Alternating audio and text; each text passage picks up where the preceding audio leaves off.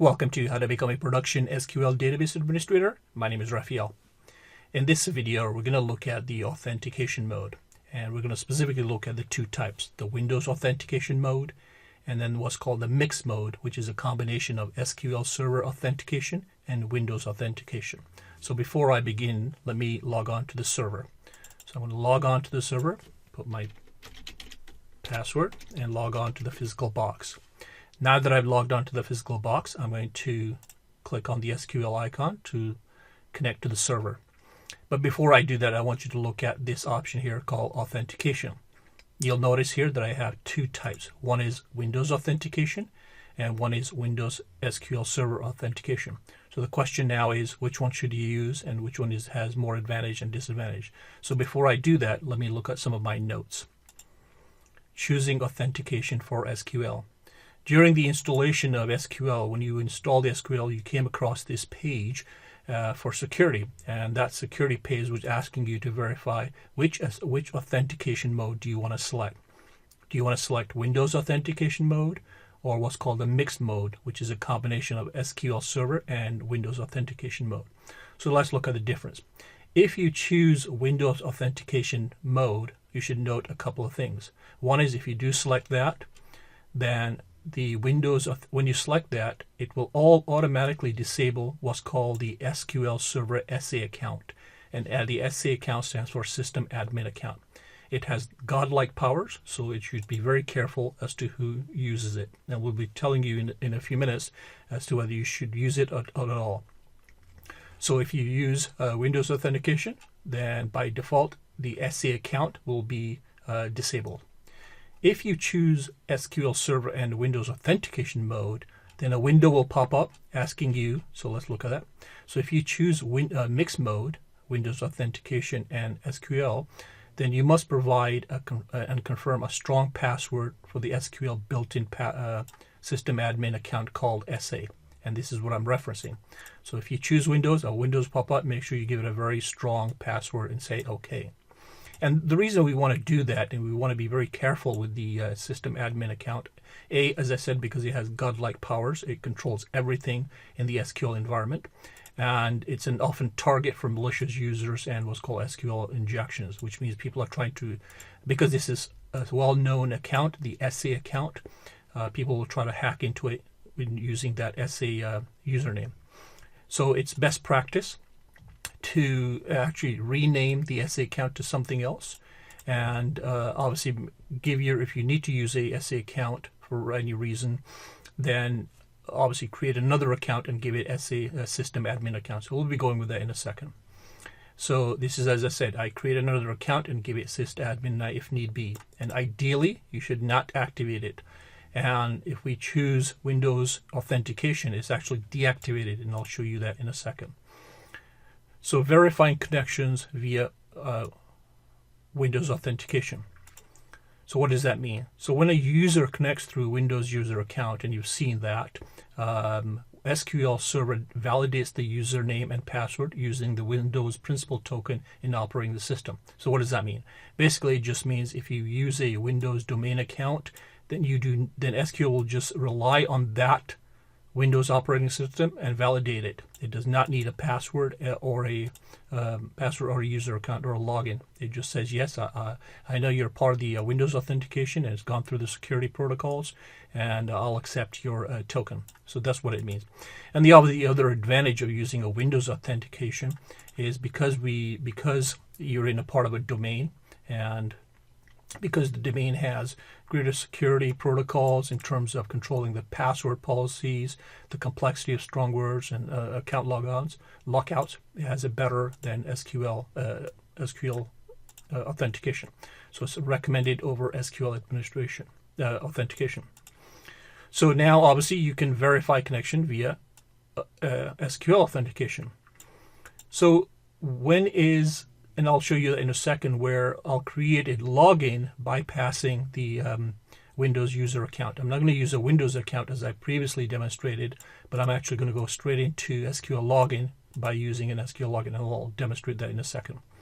So the disadvantage is that both the username and passwords are created by the SQL Server as a login and stored in SQL Server. So now if we have to do anything to that particular server or apply it to another servers, we'll have to do it individually. Whereas in a domain environment, it's controlled by the domain, excuse me, by the domain account. So having said that, if you're going to choose SQL authentication, what are some of the reasons why you need to choose SQL authentication? Well, primarily because it supports older applications, third-party applications that require SQL authentication, mixed operating systems that do not rely on Windows domain accounts, and some web-based applications that create their own identities, and so on. So these are some of the reasons why we should either select Windows authentication mode or SQL Server authentication mode. And it's, as I said, it's highly recommended that you use a Windows authentication mode. So now let me actually log on to the server and we'll take a look at that. So now, as you can see, now we kind of know what the differences are and which authentication. I'm going to use Windows authentication, and obviously I'm using the DB admin account. I'm going to go connect. So now I'm connected to the SQL server using a Windows authentication. So the Windows authentication said, yes, I have a username called administrator, and the password I placed in for that is being validated against the database. So now I can connect to the server. So now if I go to the securities and click under logins, you'll see the SA account. You'll see this little downward arrow, the red down arrow. That means that this account, which is the system administration account for the SQL server as a whole, has been disabled. And that's what we said, that if you chose if you chose Windows authentication, this would be disabled. And we can verify that by right-clicking on the instance, going to Properties, going to Security, and you'll see indeed that the server authentication option is Windows authentication. And remember, I said that if you selected that, then the SA account, which is the system admin account, will be disabled, and it is. So I'll connect there. Now, if I double-click the SA account, you'll see that it's part of the system admin, which again has godlike powers. It's mapped to all the servers, to all the databases. And right now the status of it is disabled. So if I need to enable that, then obviously I'll have to, if I need to use it, then I'll have to enable it. And I'll show you that in a second. So now, in order for me to, so let's say there's a reason, an absolute reason where you must use the SA account.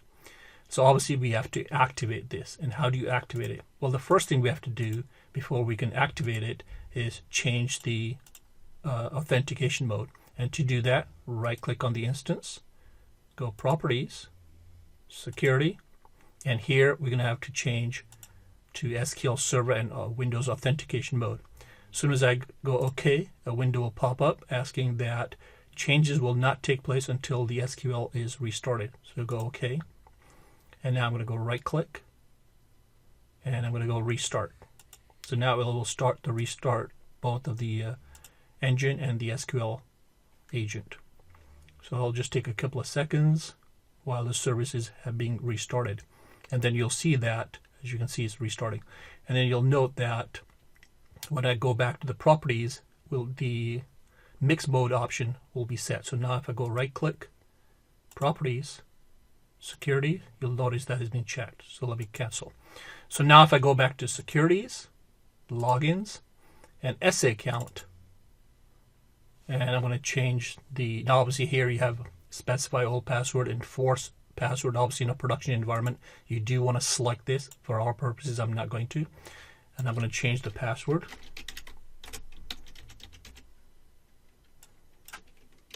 Again, make sure this password is very complex, although mine isn't at this point. And I'm going to go OK. And again, you need to restart the services for those to take effect.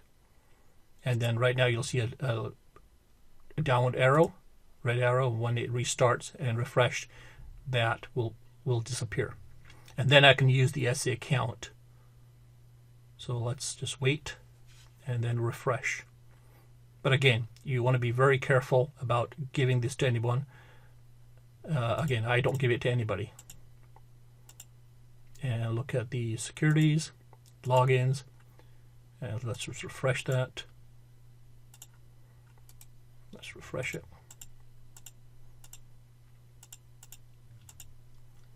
Okay.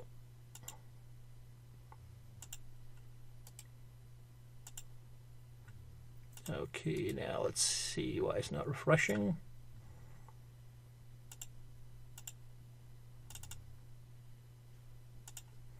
Okay, then in this case, then I'm going to, let me just check it again, that I enabled it. I don't think I enabled it. Pressed OK. Make sure now I have the password.